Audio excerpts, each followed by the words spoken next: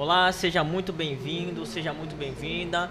O tema agora são metodologias aplicadas à saúde, né? E para falar sobre esse assunto, nós estamos recebendo aqui a enfermeira, né? Especialista em saúde da família e docência do ensino superior. Também atua no ICEP. Isso. Não é isso? Isso aí. É a senhora Marilza Souza de Lima. Seja muito bem-vinda. Muito obrigada, Flávio. Tá bom? E vamos falar um pouco aqui a respeito das metodologias ativas. E assim, eu já vou ser bem direto. Vamos assim, de que forma as metodologias ativas impactam, né, no sistema de saúde, no tratamento em si? Sim. Falar sobre os impactos, né, das metodologias ativas de ensino e aprendizagem no SUS, no sistema de saúde, né, no nosso sistema único de saúde, precisa, antes de mais nada, Flávio, falar um pouco sobre a necessidade de educação permanente dos profissionais que atuam nesse sistema. Eu iniciei o meu momento de conversa, de diálogo compartilhado, né? Vamos colocar assim, não gosto muito de utilizar o termo palestra, né? Sim. Exatamente devido à questão das metodologias ativas. Mas eu comecei perguntando aos profissionais, né? E aí eu estendo essa pergunta também a você e aos ouvintes, não sei se são ouvintes ou espectadores. Sim, são os internautas. Mas estendo também aos internautas. Se você chega em uma unidade de saúde, em um pronto atendimento, em um hospital, você iria preferir, né, ser atendido por um profissional, por um médico, por um enfermeiro, seja qual for a formação, que se capacita periodicamente, né, que tem ali no seu dia a dia, na sua rotina semanal, algumas horas dedicadas ao seu processo de especialização e de capacitação, ou você prefere ser atendido por alguém que não se capacita, que simplesmente fez sua formação nuclear há 10, 20 anos atrás e não está interessado em se atualizar?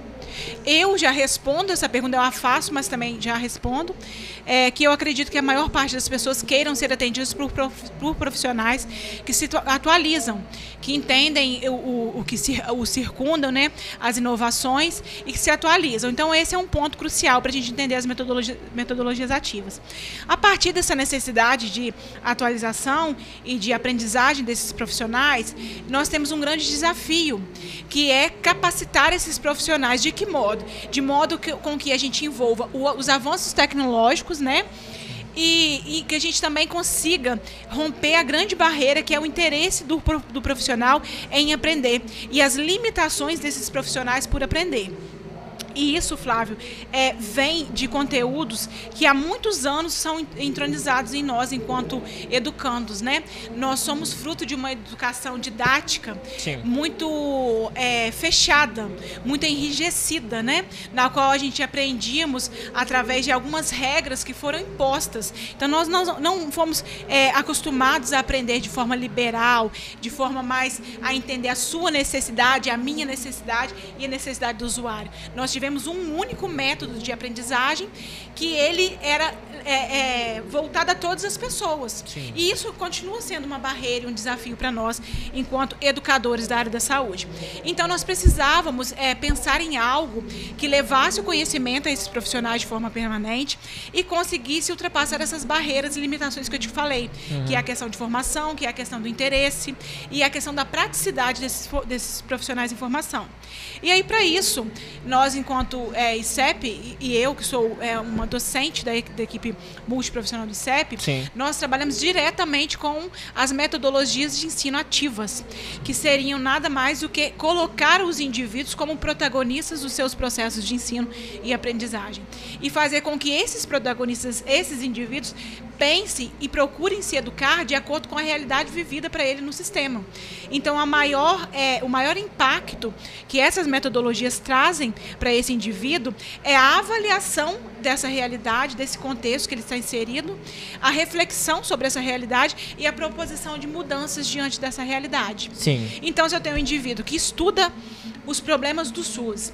O indivíduo que reflete sobre os problemas do SUS, esse indivíduo vai ser capaz de propor soluções para os problemas que nós temos no SUS. Ok, bacana, né? E assim, nesse ponto de vista de qualificação, capacitação do profissional que vai atender, né, o cidadão, né, quais tipos de assuntos, assim, do ponto de vista de grade curricular, né, vocês exploram mais, né, veem como mais necessário que assim eles vão poder usar na prática lá na ponta?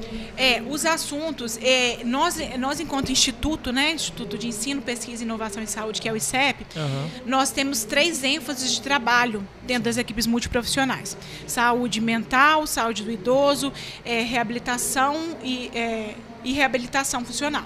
São as 3 principais ênfases que nós trabalhamos. Porém, eu acho que nós não deveríamos apenas nos limitar a essas 3 ênfases, porque os problemas que os profissionais enfrentam, eles vão desde conflitos com gestão e população, que são questões normais e que acontecem, que nós devemos estar junto com eles para pensar e estudar um pouco mais sobre essas mediações, até assistência à saúde da criança, assistência em ações de promoção, prevenção à saúde e todos os demais. Então, por mais que nós tenhamos eixos principais de atuação, esse estudo ele se estende para todas as demais áreas. Ok, bacana, bacana. A gente sabe que o ensino e a pesquisa, né, assim, carece de um fomento maior, a gente não vai negar isso, né? Mas assim, ele tem crescido de certa forma, né? Mas dentro desse crescimento, eu queria saber da senhora, assim, né, enquanto pesquisadora, né, quais são os desafios ainda dentro da academia nesse sentido, né, no que diz respeito a ensino e pesquisa voltada para a saúde pública, né, e assim, que envolva esses profissionais também. É ótimo essa pergunta que você fez, muito ponderada e atual, porque eu fiz a mesma pergunta ontem a um dos profissionais que estavam compartilhando conhecimentos conosco aqui no primeiro dia de Prointec, né?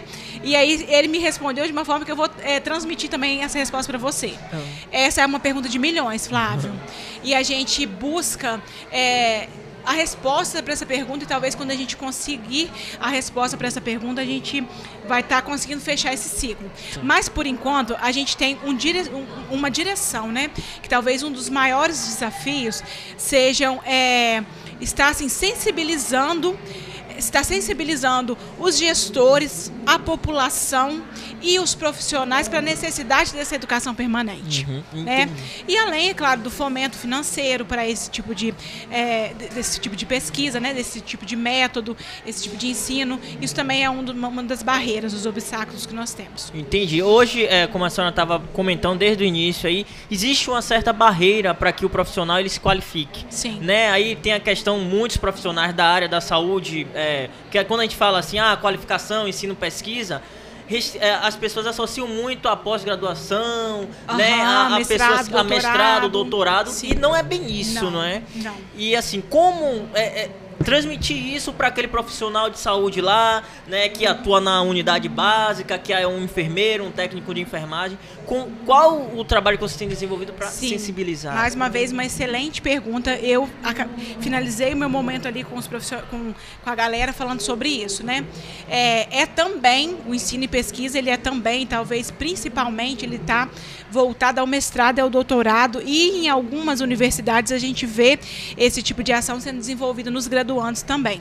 Mas é possível, como o Dr. Nésio citou anteriormente, no momento dele, é possível que a gente faça das unidades básicas de saúde, das unidades de pronto atendimento, seja qual for o local de trabalho desses indivíduos, é possível que a gente faça desses locais escolas. Porque se a gente precisa de temas para trabalhar, nada mais útil do que o processo de trabalho deles. Sim. E se nós temos docentes que, como eu, trabalham de forma remota, que vão até esses indivíduos, né, é possível que isso aconteça. Então, eu costumo dizer a eles o seguinte, que foi o que eu compartilhei com os nossos colegas ali agora. Os profissionais desenvolvem inúmeras ações e eles, às vezes, não são fomentados, não são incentivados a falar sobre o que desenvolvem. Por exemplo, eu apliquei para eles 2 exemplos práticos de grupos que já são grupos renomados, que nós já apresentamos em congressos, que nós já relatamos experiências, que são produtos científicos, né? dentro dos municípios, 2 municípios pequenos, que são Muniz Freire e Una, 2 municípios da região do Caparaó, 2 municípios de interior. Então, em Muniz Freire, nós tivemos um trabalho que ele foi premiado numa feira uma exposição de vigilância epidemiológica em Brasília. Ele foi premiado com o 2º lugar, né? E levou para casa um prêmio de R$50 mil. E lá eles relataram a experiência de um grupo intersetorial que eles desenvolveram a partir da formação multiprofissional que eles estão tendo conosco do ICEP. Né? É claro que todo louvor tem que ser dado a essa equipe que desenvolveu, com a parceria e com o apoio do ICEP. Né? Então, assim, eu costumo dizer que o extraordinário, ele acontece no ordinário do nosso dia. Então, nós precisamos trazer mais para perto essa visão de que a universidade, as escolas de formação, os cursos de especialização, eles também podem ser ministrados dentro das comunidades, dentro do território, que é quem realmente entende de gente, de ser humano. Entendi. Basicamente sobre esses 2 projetos que se destacaram lá, a senhora pode dar detalhes assim do que eles abordavam, o que é que eles trataram?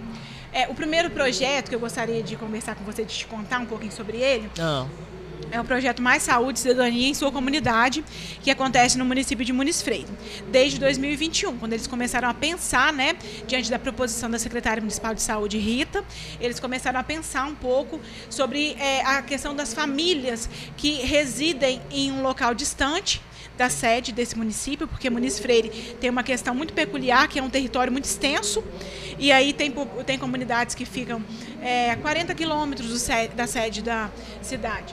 E aí eles foram instigados a pensar em um projeto que levasse acesso, né, que desse acesso a essas comunidades mais distantes da sede do município, a alguns serviços de saúde que ficavam localizados dentro da sede e que, por questões logísticas, não tem como implantar eles de forma definitiva nessas comunidades.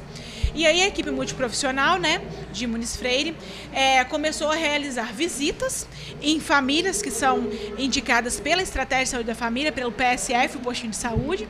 Então o PSF fala assim: Flávio, lá no córrego fulano de tal, tem uma família que eu queria que vocês visitassem. E aí a equipe vai, uma parte integrante da equipe, porque a nossa equipe lá é uma equipe grande, né? Então parte integrante da equipe, de acordo com as informações que são pré-estabelecidas pela Estratégia de Saúde da Família, parte dessa equipe vai até a residência dessa pessoa, e aí lá eles fazem uma avaliação de saúde dessa família, né? E aí eles vão entender, diante dos determinantes de saúde, que envolvem a questão econômica, social, as relações interpessoais, né? De trabalho, eles vão entender tudo isso sobre aquela família. E diante das necessidades que eles observam naquela família, mediante avaliação, eles vão propor um projeto de tratamento para aquela família. Sim. E aí, a partir de então, aquela família passa a ser tratada e acompanhada por esses profissionais. Aí é um ponto. Essas famílias também, como são famílias normalmente de comunidades rurais, elas recebem orientações e um kit de sementes para poder produzirem uma horta domiciliar. Né? Então, vem os outros parceiros, né, outros setores como a agricultura, o Incapé, vai lá e ensina, eu acho que o termo é Incapé mesmo. Sim. Vai lá e ensina para essas famílias como plantar, né, como produzir essas sementes que eles estão recebendo. E aí, depois de um ciclo, né, que esses pacientes passam sendo tratados por essa equipe e tem o tempo para desenvolvimento da horta, eles retornam nessa residência e reavaliam as condições de saúde dessa família, vê o que melhorou e avaliam também a horta domiciliar dessa família. E mediante um resultado positivo da horta ter sido implementada, ter tentado efetivar essa horta dentro da sua casa, aquela família é contemplada com um filtro de barro, para também incentivar o consumo de uma água potável de qualidade. E assim, como uma cerejinha do bolo, que é uma grande cereja que a gente tem nesse projeto, sempre que encerra um ciclo em uma comunidade, essa equipe, junto com outras parcerias do município e outros parceiros da Secretaria Municipal de Saúde, vão até aquela comunidade e fazem uma ação itinerante. E aí nessa ação itinerante tem corte de cabelo, tem consulta médica, tem dispensação orientada por um farmacêutico, né? Não é apenas entregar medicação, é dispensar e orientar aquele paciente em relação ao uso de medicamentos. Tem aplicação de imunizantes, que são as vacinas, tem distribuição de kit de higiene bucal, inclusive a distribuição de kit de higiene bucal, nós temos um número de 710 kits entregues dentro de um ano. Então é um número muito grande, considerável, né? Então, eles fazem todas essas ações diante de um único projeto. Esse é o projeto desenvolvido em Muniz Freire. Já em Una, nós temos uma fisioterapeuta, a doutora Zelândia Roberta, que desenvolve um projeto que é intitulado Grupo de Coluna na Atenção Primária à Saúde, um relato de experiência que ela desenvolveu, né? E então, ela chegou nesse município e aí, diante das situações que ela tinha de trabalho, que não eram as mais adequadas para aquele momento, porque o município também estava recebendo esses profissionais, estava se adequando para poder receber essa gama de profissionais, a equipe multiprofissional, ela ainda não tinha um local adequado para atendimento. Porém, ela tinha uma fila de espera de cerca de 100 pessoas, de mais de 100 pessoas, na verdade. E aí, o que a Zelândia pensou? Eu ainda não tenho uma sala adequada para atendimento, eu ainda não tenho os instrumentos necessários para atendimento dessa gama de pacientes, mas o que eu tenho? Pacientes, então eu tenho público, eu tenho demanda, e ela tinha algo similar em quase todas as demandas. Eram encaminhamentos de pacientes vindos da estratégia dos diversos especialistas que possuíam dor crônica, principalmente osteomusculares, né? Lombar, membros inferiores e membros superiores. Então, o que a Zelândia fez? A Zelândia criou um grupo, né, que ela trabalha pilates solo e outras estratégias de dança circular, que é um tipo de PIC, né, de prática integrativa complementar, e também dentro desse grupo, quando é possível que outros profissionais participem, eles fazem momento de educação em saúde, práticas de meditação, e desse modo ela conseguiu otimizar a fila de espera dela para que esses pacientes fossem atendidos de forma coletiva, resolvendo o problema individual de cada um deles. Então não é colocar o paciente para ser atendido em bando, é atender às necessidades individuais de forma coletiva. Isso otimiza, Flávio, o sistema, isso otimiza os meios, né, de trabalho, isso otimiza o tempo do profissional e isso resolve o problema. Sim, com certeza. E assim, diante dessas são metodologias, né? Isso é um exemplo de metodologia. Exatamente, assim, a pessoa, né, o profissional tá lá agora, assistiu a gente. Caramba, essas metodologias, elas são interessantes, elas trazem resultado para o município. Como fazer, o que fazer, né? Quais são os caminhos para que essas metodologias que vocês hoje já é uma realidade para vocês, elas também possam ser usadas, né, em outros municípios. Nossa, isso é muito legal e a gente torce muito para que os municípios se sensibilizem, né? Ontem a gente conversava sobre esses dois termos, sensibilizar e mobilizar. É necessário que a gente sensibilize para que a gente mobilize, né? Então seria muito legal que os nossos ouvintes, os nossos espectadores se sensibilizassem para essa causa e mobilizassem os administradores, os gestores, os políticos em prol disso. Porque para aderir ao provimento multiprofissional, assim como os outros provimentos do Instituto, do ICEP, o município firmou uma parceria com o Estado, né, através da Secretaria Estadual de Saúde, e aí ele faz o que nós chamamos de adesão ao edital do ICEP. E aí o que o ICEP faz? O ICEP vai selecionar, né, os profissionais para atuar dentro do município, ele faz um processo de seleção para que esses profissionais vão para dentro do município atuar, e o ICEP entra, né, o Estado, através do ICEP, a CESA, através do ICEP, entra com a formação desses profissionais. Então, basta que os gestores, que os políticos, os administradores tenham interesse por levar o Qualifica PS para dentro dos seus municípios. Bacana, show de bola. Muito obrigado. Que isso, foi um prazer, Flávio. Marilza, e assim, quem tiver interesse em conhecer mais sobre o ICEP, como é que faz, quais são as redes sociais, o site? Nós temos no Instagram a página oficial do ICEP, né? E também através do endereço depois, se eu estiver errado, a gente corrige. É www.icep.serra/es.br. Ok, beleza, muito obrigado. Eu que agradeço, Flávio. Marilza, e obrigado a você também que ficou com a gente até aqui.